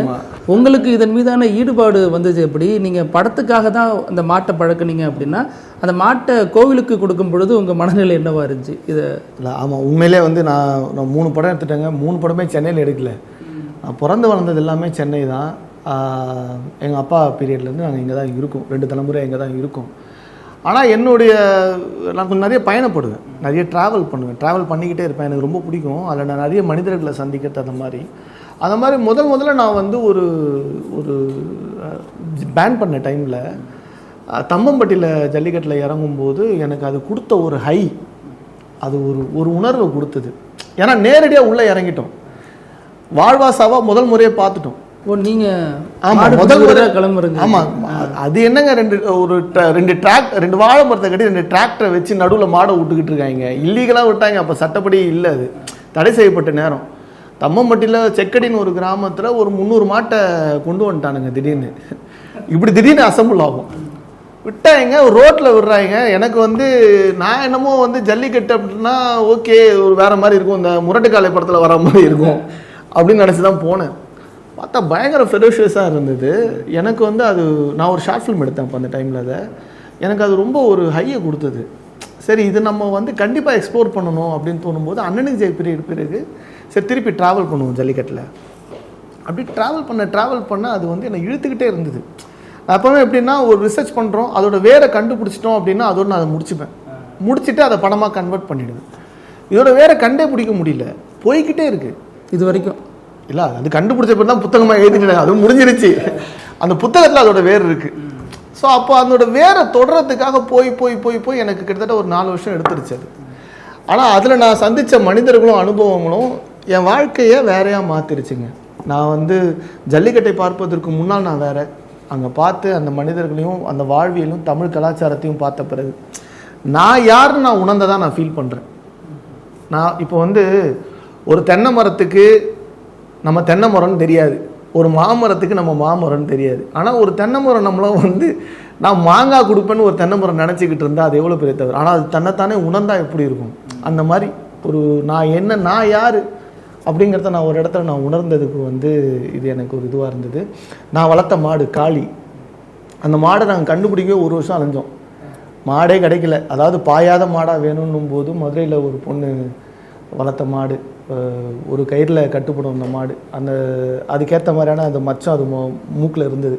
அந்த மூக்கில் அந்த மச்சம் இருக்கிற மாடு யாரையும் பாயாது, கயிறை பிடிக்கிறவங்கள பாயாது. அதை மாதிரி கண்டுபிடிச்சி அந்த மாட்டை சுடரண்ணன்னு சொல்லி சிவகங்கையில் எனக்கு ஒரு மென்டார் மாதிரி அவர். ஸோ நான் அது கண்டுபிடிச்சி கொடுத்தேன். அதுக்கப்புறம் அதை வளர்த்தோம். அந்த டைமில் அது ஷூட்டிங்க்கு பயங்கரமாக கோஆப்ரேட் பண்ணிச்சு. அது வந்து தடவை கொடுத்து சொன்னால் புரிஞ்சுக்கணும். எல்லாமே சிங்கிள் டேக்கு தான். அது எப்படி பண்ணோம்னா 6 மணி நேரம் அதை வச்சு வேலை வாங்குவோம். அது வரைக்கும் அமைதியாக இருக்கும். வீட்டுக்கு போன உடனே டென்ஷன் ஆகி கட்டுத்தடியில் மண்ணெல்லாம் முட்டி வரவங்களெல்லாம் பாஞ்சிட்டு என்னை இவ்வளோ டார்ச்சர் பண்ணுறீங்களே அப்படிங்கிற மாதிரி டென்ஷன் ஆகிடுவான் அவன். அந்த மாதிரி வந்து ஒரு மாதிரி டஃப்பு கொடுப்பான். ஆனால் ஷூட்டிங்கில் எந்த பிரச்சனையும் பண்ண மாட்டான். சொன்னதெல்லாம் கேட்டு அதெல்லாம் வந்து கரெக்டாக ஆர்டிஸ்ட்டு, பக்கா ஆர்டிஸ்ட் அவன். அந்த படத்துலேயே பெஸ்ட் ஆர்டிஸ்ட் அவன் தான்.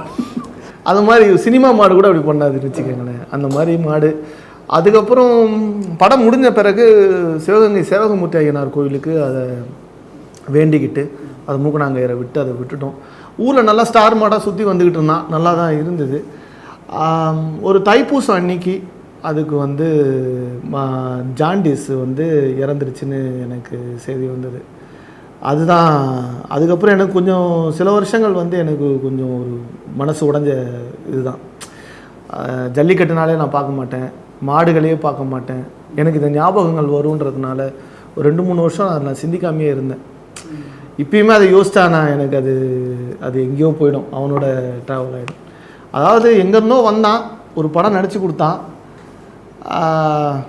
கோயில் ஐயனார் கோயிலில் போய் செட்டில் ஆனான், தைப்பூசம் அன்னைக்கு மேலே போயிட்டான். இப்போ பேட்டைக்காளி படம் பார்த்தோம், அதில் நிறைய விஷயங்கள் பிடிச்சிருக்கு, அந்த தலைப்பிலிருந்து பல விஷயங்கள் ஈர்க்குது பார்க்குறோம். இந்த திமிழ்ங்கிற புத்தகம் இன்றைக்கி படத்தை விட புத்தக வாசிப்புங்கிறது ரொம்ப ரொம்ப அருகி போச்சுங்கிறப்ப அந்த புத்தகத்தை எதற்காக ஒருத்தர் வாசிக்கணும், அதில் வாசித்தா என்ன அனுபவம் கிடைச்சிரும்? திமிழ் வந்து ஒரு ஆய்வு நூல். இது ஒரு ரெகுலரான ஃபிக்ஷன் நான் ஃபிக்ஷன் ஸ்டைலில் இருக்காது. புள்ளி விவரங்களோட ஒரு ஆய்வு நூலாக இருக்கும். தமிழர்களுடைய பாரம்பரியம், வரலாறு, தமிழர்களுடைய வேர், அதை தெரிந்து கொள்ள வேண்டுமென்றால், அதாவது ஒரு ஆதாரபூர்வமாக தமிழர்களுக்கும் மாடுகளுக்குமான உறவை தெரிந்து கொள்ள வேண்டுமானால், ஜல்லிக்கட்டு அதற்கு பின்னால் நடந்த சட்ட ரீதியான பிரச்சனைகள், அதற்கான காரணங்கள் என்ன என்பதை ஆதாரபூர்வமாக தெரிந்து கொள்ள வேண்டுமானால் திமிழ் கண்டிப்பாக படிக்கணும். திமிழ் ஒன் சைடட் கண்டிப்பாக கிடையாது. நான் இவ்வளோ பேசுகிறதுனால நான் வந்து ஒன் சைடடாக இல்லைனா ஒன் சைட் கிடையாது. இதில் இருக்க நெகட்டிவ் பாயிண்ட்ஸும் சொல்லியிருக்கோம், பாசிட்டிவ் பாயிண்ட்ஸும் சொல்லியிருக்கோம். ஒரு ரிசர்ச் புக்காக தான் இதை நம்ம டீல் பண்ணியிருக்கோம். அதனால் தமிழர் வாழ்வியலில் வேறு ஒரு அண்டர்ஸ்டாண்டிங் வரணும், இல்லை மாடுகளுக்கும் மனிதர்களுக்குமான உறவில் ஒரு அண்டர்ஸ்டாண்டிங் வரணும் அப்படின்னா வரலாற்று ரீதியான ஆதாரத்துடன் திமிழ் புத்தகத்தில் எழுதப்பட்டிருக்கிறது, அதை படிக்கலாம். ஆனால் திமிழ் நீங்கள் ரிசர்ச்னு சொல்கிறப்ப அதில் ஏதோ தொய்வாக இருக்கும், புரியாத வார்த்தைகள் இருக்கும், நிறைய பேர் நினைப்பாங்க. ஆனால் சுவாரஸ்யமான எழுத்து நட இருக்குது. ஒரு பேராவை எடுத்துட்டோம்னா அது முடிக்காமல், அந்த ஆர்டிகல் அந்த கட்டுரையை முடிக்காமல் வைக்க முடியாது யாராக இருந்தாலும். அந்த ஒரு எழுத்து நடை இருக்குது, அதனால் அதையும் நம்ம இன்க்ளூட் பண்ணிக்கலாம். நன்றி, ரொம்ப சந்தோஷம். இது வந்து ஒரு வெறுமனே ஒரு நேர்காணலாக இல்லாமல் ஒரு ஆழ்ந்த அடர்த்தியான ஒரு உரையாடலாகவும் இருந்துச்சு. நீங்கள் உங்களுடைய அனுபவங்களை பகிர்ந்துக்கிட்டது, உங்களுடைய ஆழ்ந்த அந்த ஆராய்ச்சிகளை பகிர்ந்துக்கிட்டது, ஒரு நேர்காணலில் வியப்பு இருக்கலாம், வியப்பே நேர்காணலாக அது இருந்திருக்கு. ஒரு பெரிய முக்கியமான ஒரு ஆவணமாகவும் அது இருக்குது. உங்கள் நேரத்துக்கு ரொம்ப நன்றி. நன்றி நன்றி, தேங்க்யூ. நக்கீரன் டிவிக்கு சப்ஸ்கிரைப் செய்யுங்கள். உங்கள் ஆதரவே எங்கள் பலம். ஆசிரியர்களுக்கு நண்பனாகவும் மாணவர்களுக்கு ஆசானாகவும் திகழும் தேர்வு வழிகாட்டி. ஒவ்வொரு பாடத்திற்கும் அனுபவமிக்க ஆசிரியர்களின் துல்லியமான தெளிவான விடைகள். CNC இருக்கு, தேர்வு பயம் எதற்கு? இது தீரன் பப்ளிஷிங் ஹவுஸ் விற்பனை வெளியீடு.